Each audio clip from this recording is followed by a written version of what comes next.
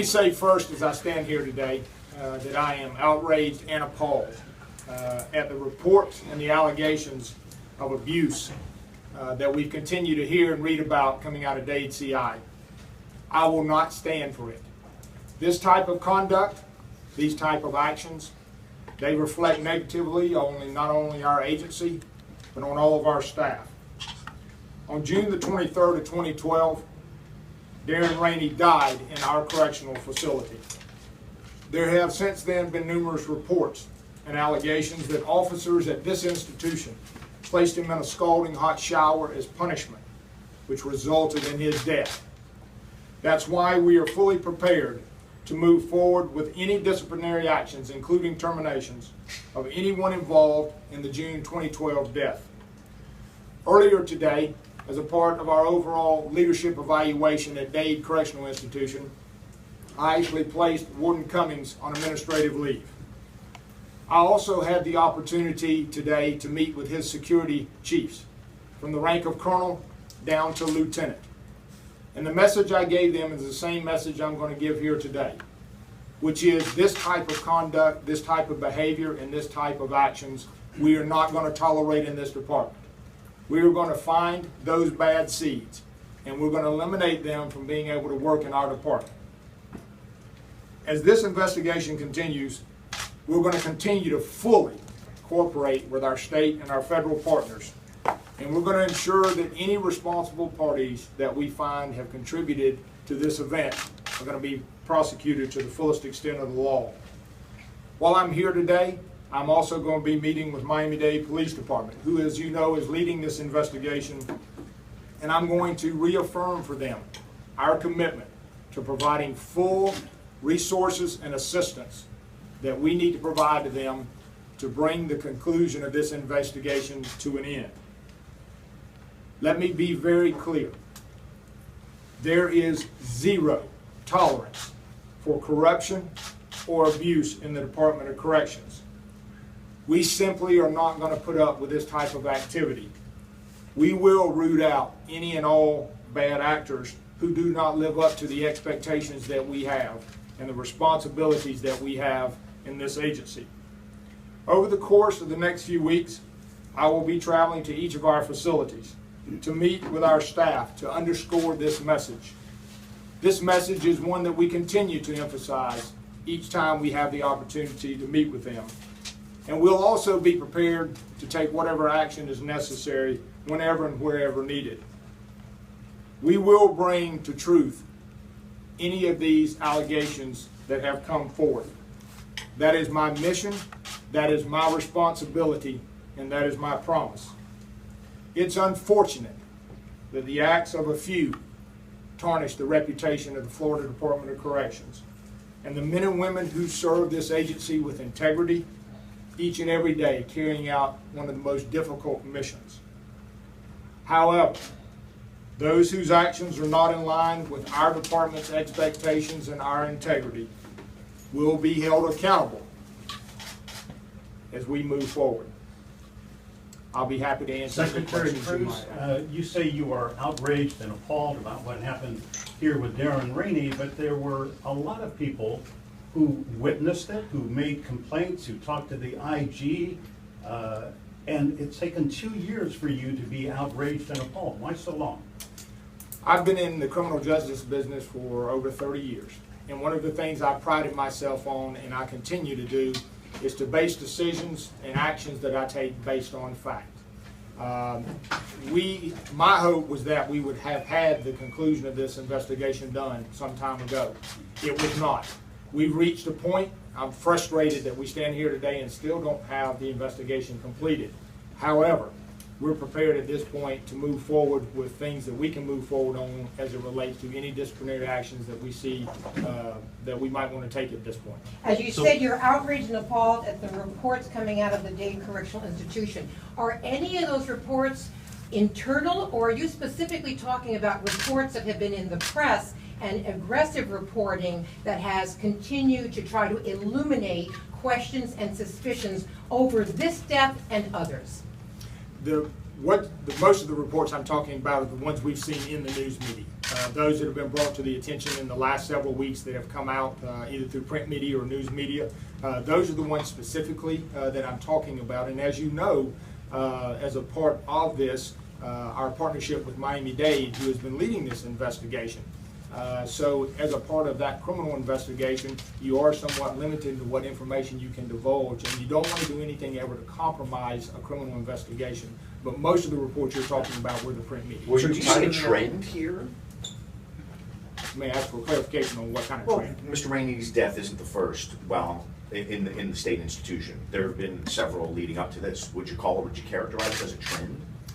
I wouldn't characterize it as a trend. I think and you're right, we do have several other instances going on around the state, both present and past. I think what you have is a select group that, as I made the comment earlier about a few that tarnish the reputation of the rest of us. And I think you have those. We clearly know when you do something that's alleged that happened to Darren Rainey, that is not the way we're going to do business. We are not going to tolerate that from anyone. And honestly, it doesn't matter what rank you are. We're going to hold those people accountable just like we hold ourselves. Is there a culture of corruption and cover-up within the department? There's not. There's not a culture of cover-up and corruption. And I actually have read and seen some of those comments. Our job is to be transparent, to make sure when these allegations come forward that they're thoroughly investigated, that we come to a conclusion based on the evidence and facts that are gathered in that investigation, and that we take decisive and quick action based on those findings. Secretary Cruz, there was a camera in the area where this locked shower was that Rainey was put into. Initially, your department said that the disc for the camera no longer existed, and then somehow, mysteriously, the disc reappeared or appeared. Channel 10 has asked through a Freedom of Information Act request for that video, and you won't give it up. Why not? My guess is, and I would ask that you let me follow up specifically if you've made that request. My guess is because oftentimes a lot of the requests we get for video inside of the compound, there are security concerns because of the layout of the dorms and things that we see in there that sometimes we exempt because of the security. I don't know that's the case in this, but I would follow up on that. All right, well, you can see apparently on the video who the corrections officers are who are putting Rainey into the shower. Do you know who they are, and have they been disciplined, or are they still working? I do know who they are. They have not been disciplined, and they are still working. They are still part. They will continue to be a part, I assume, as Miami-Dade moves forward with the investigation of following up with those two individuals since they have been identified. But if you have put on administrative leave the warden of this facility, I don't know whether it's paid leave or not, but if you have suspended him, why are the guards who committed this horrific act still working and still on the payroll? I think my response to that would be that the correctional officers that we've identified that were present there that removed Rainey from the cell and placed him in the shower. Right now, all we have are the allegations.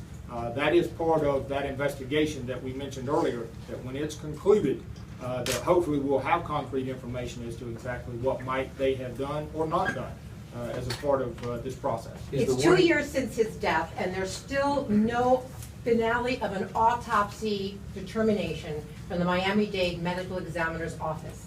Is that acceptable to you?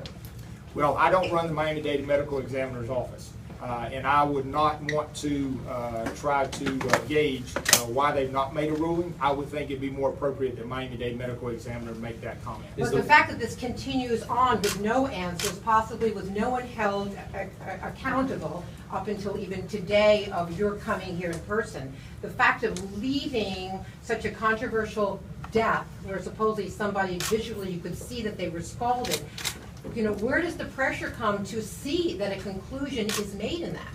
Well, my hope is that by meeting again today, as I stated earlier, with Miami-Dade, I want to make sure that they understand they do have the commitments from us for the resources and whatever support they need. But we also need to make sure that they continue to move expeditiously through this investigation and whatever they have left to do to bring this to a conclusion and draw from that what we can from the facts they have. Sir, have you seen that video? Of the... Mr. Rainey? I have not. You've not seen I it? have not.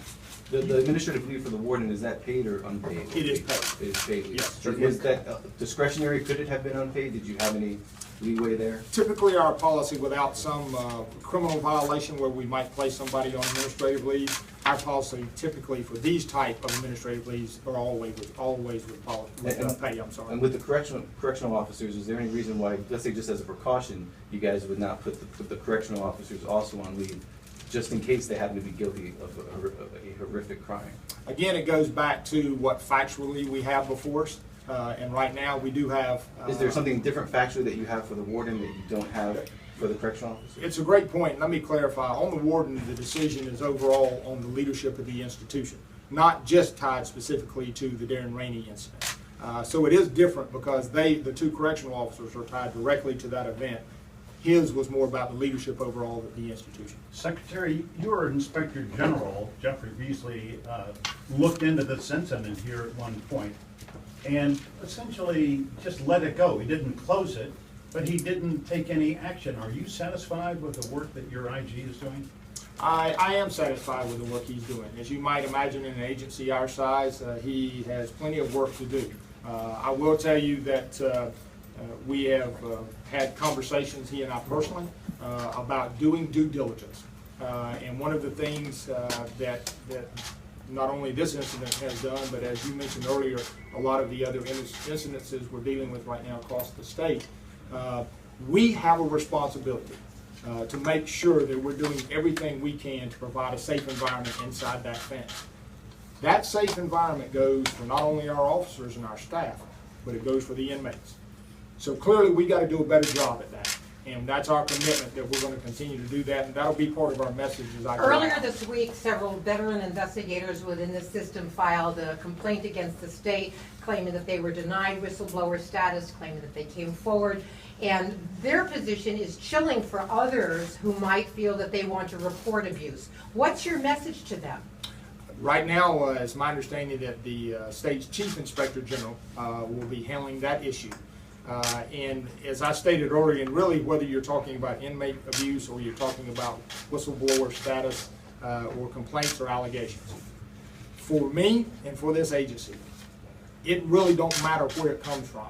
If we have allegations of inappropriate behavior, corruption, abuse, whatever it is, we have a responsibility to make sure that we thoroughly vet and investigate that. So Whether what's that's- gone whether wrong? that's- What's been going on these past years? With so many cases bubbling up, employees trying to say something's wrong here. What's been going on? I think the result of whatever comes out of those whistleblower acts that you mentioned earlier, that will perhaps give us some answers there. Our intent will be to make sure that we thoroughly work with the Chief Inspector General. We make sure we vet those, we investigate those, and again, if there have been improprieties or actions that have been taken, which gives the appearance, real or perceived, that our department has tried to cover something up, or we've not done our job, then we'll deal with those individuals. Two more Secretary, questions. one Two more question. questions. I quite didn't understand because you say that the zero tolerance, but it's been 2 years and nothing has been done against these people that you know who they are, these workers. I do And know nothing, no discipline has been done against them.